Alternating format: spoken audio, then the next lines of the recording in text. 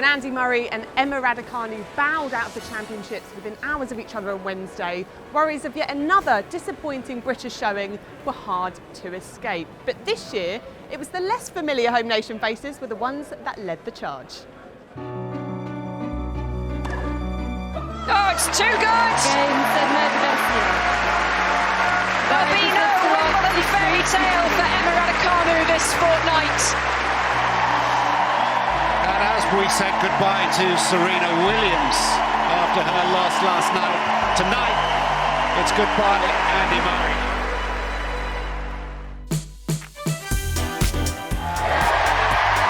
And it's a Cam Slam, first time into the fourth round of Wimbledon.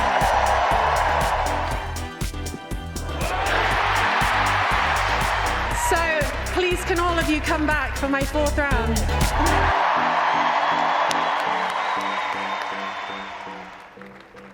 With Cam Norrie and Heather Watson progressing through on the Friday, could it be the turn of Katie Boulter and Liam Brodie holding the home hopes through to day 6? Could they make it 4 British representatives in the fourth round singles for the first time since 1975? One thing there was no doubt about was the match of the day though, a fiery clash between Nick Kyrgios and Stefanos Tsitsipas on court 1. But let's not pretend like the drama ended there. We also had the title-winning machine Rafael Nadal, the unstoppable Iga Swiatek, and of course the resurgent and rather busy Coco Gauff in action. So come on, let's go have a look, shall we?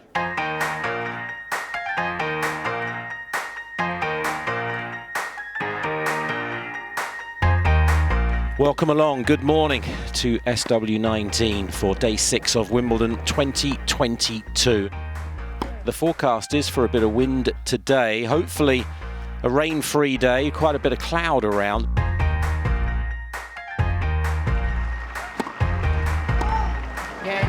A bewitching performance from Harmony Tan. Katie Boulter didn't know whether she was coming or going. Well, she has gone out. Well, what an occasion for Liam Brodie.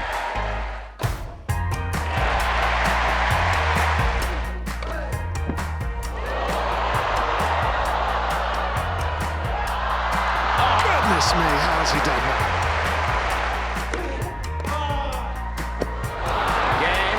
Alex de Minaur goes where he's never been before at Wimbledon, into the second week, and Liam Brodie's journey ends for this year. Wimbledon is such a special tournament, so to be able to come here, play here, it's a true honour. So I'm just enjoying every second I can on the grass and trying to ride this wave. So.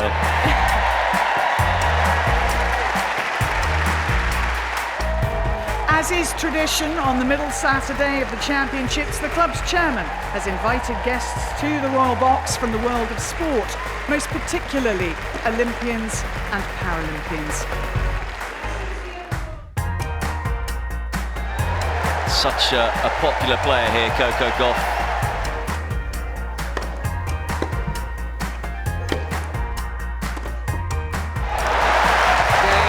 What a performance from Amanda Anisimova. It's my first time playing on center court. It's the most special day, I think, of my career.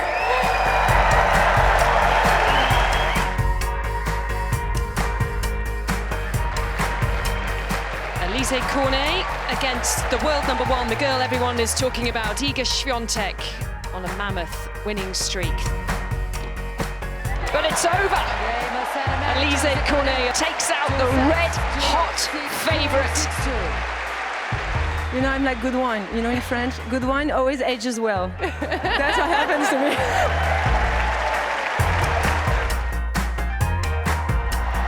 So here is match 3 on centre. It's Lorenzo Sonego of Italy against some left-hander from Spain. 6-1, 6-2, 6-4. Rafa Nadal goes through to the fourth round again. I just feel very, very lucky. I just can say thanks to life and everybody who really support me diary for make that happen.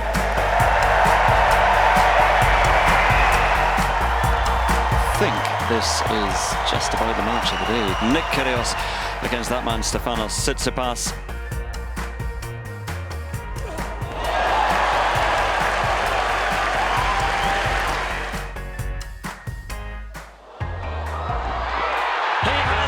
He has it with a killer touch. And Nick Kyrgios roars to the roof of court 1 because the number 4 seed is gone. What a match, what drama, what noise on court 1. Right, to dissect another day of extraordinary tennis, encyclopedia of tennis right here, Nick McCarville. Nick, you like furniture here, aren't you? Yeah, no, yeah. I'm happy to be back, and gosh, it was a very active day of day 6, round 3. Absolutely.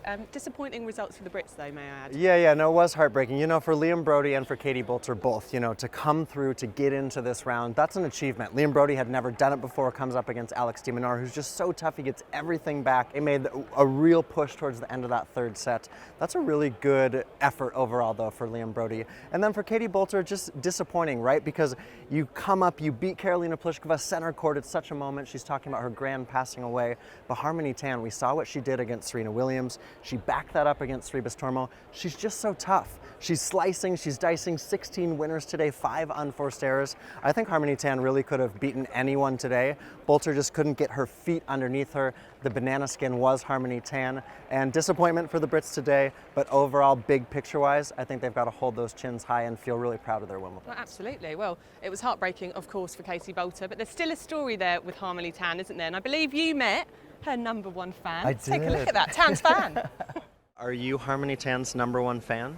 Yes. Yeah. How fun has this been for you to be in Harmony's box and to be cheering her on?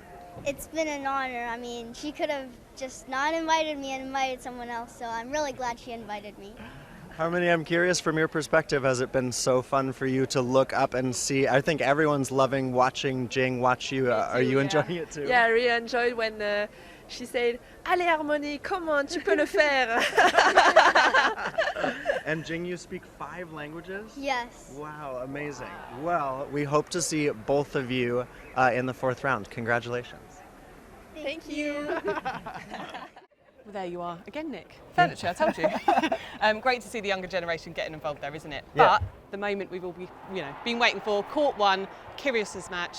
God, let's talk through that. How big a moment would that be for him?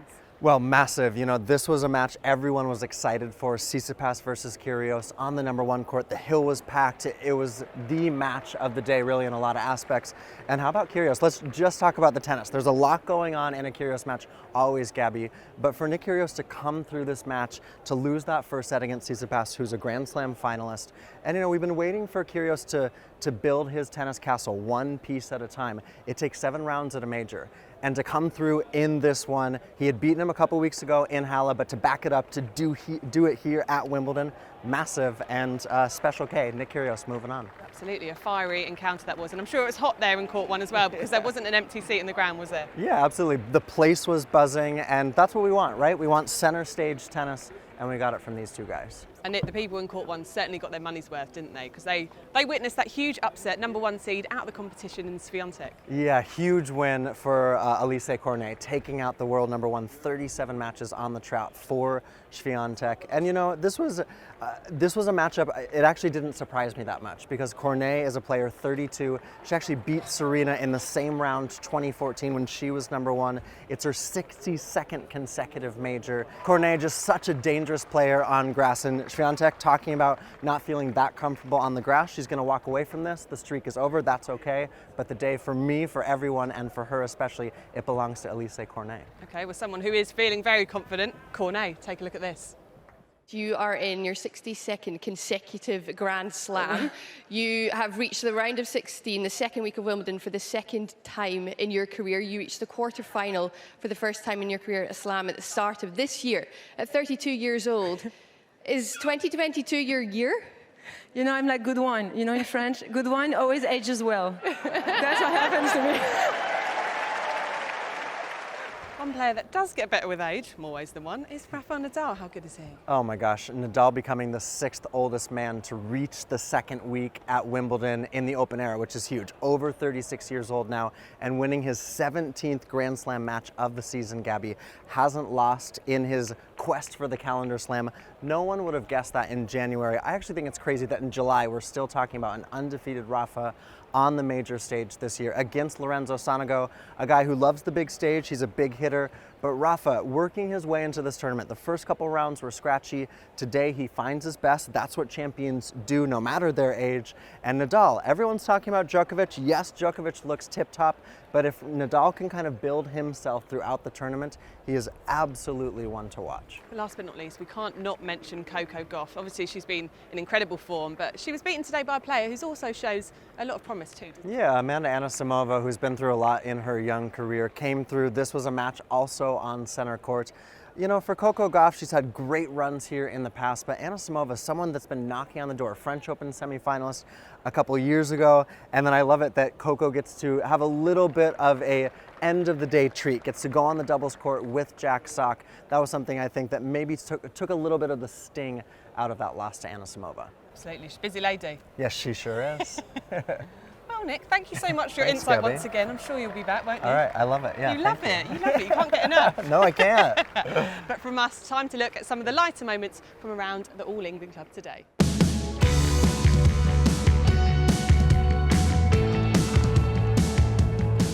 There's a familiar face, Tom Daley. On the left, of course, the Olympic gold medalist.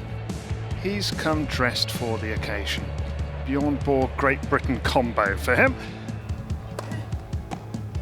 Oh, that one's up in the flower bed. Whoa. And it was caught on the way down. Well held, sir. Gentleman in the blue and white stripes. Look at that. Left hand outstretched. Cool as you like.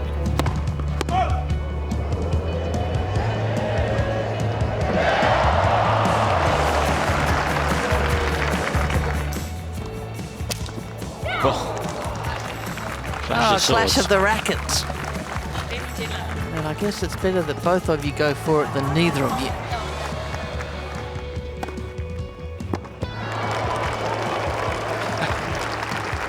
Fair in line, Judge Kangi.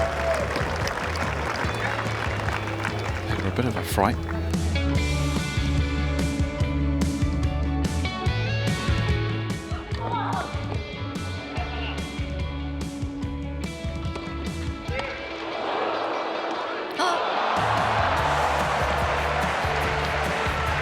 Even Iga Świątek is smiling. It's pure theatre. 15-30.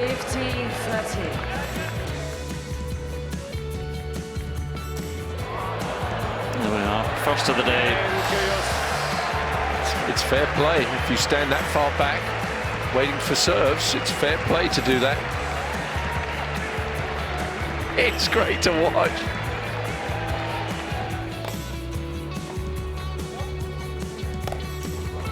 Oh, well, if you could perfect that shot. I think he just did. This is amazing. Top of the frame, had so much backspin on it. It nearly bounced back over the net. Now, if you're anything like me, you'd be pretty decent at tennis with any old racket. But for more of the pampered stars, you need to pay more attention to detail. So I went down to the Babolat stringing experience at the Wimbledon Village to find out a little bit more.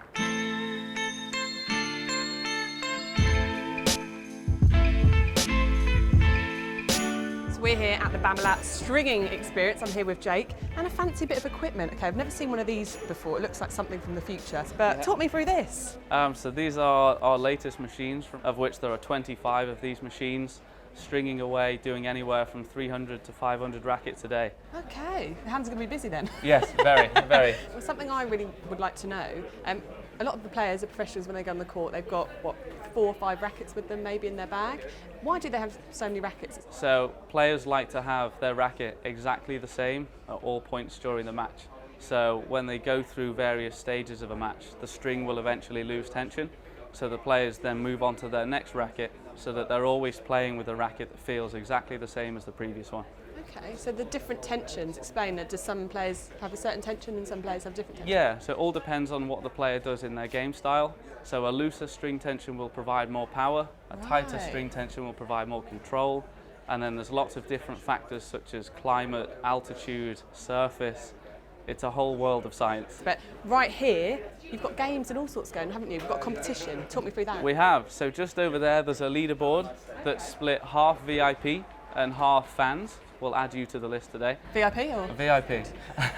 What's the record then? You have to string a racket or you have to do Yeah, two so rows? the challenge that we have is 2 crosses. Okay. So the rackets are, mains go down and crosses go that way. So the time challenge is how quickly you can do 2 crosses. Okay. The record is 22 seconds. 22 seconds Which for was 2. done by one of the professional stringers. I was about to say, that's a playing bit of inside knowledge, isn't it? That is. Anything inside 2 minutes we think is good for someone that's never strung before. Okay. Are you ready to If give you're it good a at go? guitar, does this mean you're going to be good at this? Or? It would help. Do you play? No.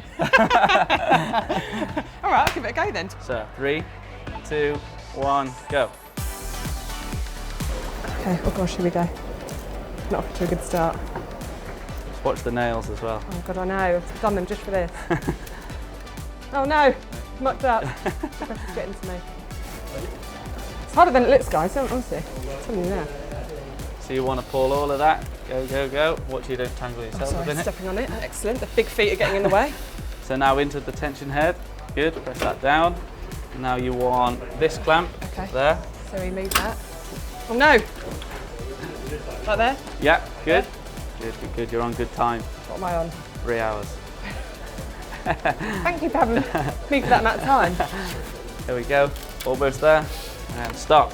2 minutes 15. Stop. Very good effort. Very That's good. not a good effort. You said 2 minutes. Anything over 2 minutes is bad. Thank you for having us. No problem at all. Yeah, I've learnt a lot. I've got a lot of insight from you today. Well, if they need a spare stringer, we'll give you the call. Okay, we'll see. Thank you so much, Jay. No Thank you. worries. Gosh, I'm still sweating from that competition. Well, I'm delighted to be joined by the Athletics' Charlie Eccleshare, and we're going to preview day 7. Very exciting. We've got to start with that rather youthful, so I should say, like us, 4th round tie in Sinner and Alcaraz. That'll get us out of bed in the morning, wouldn't it? Yeah, that's the one. That's the kind of popcorn match. These 2 young guys who both have been tipped for great things. Alcaraz especially is kind of the next big thing. And I think here at Wimbledon, some of the supporters hadn't really seen him so much before. Now they've seen him, they've got it a bit. You know, he's the kind of player you see and he gets you excited. Him against Sinner.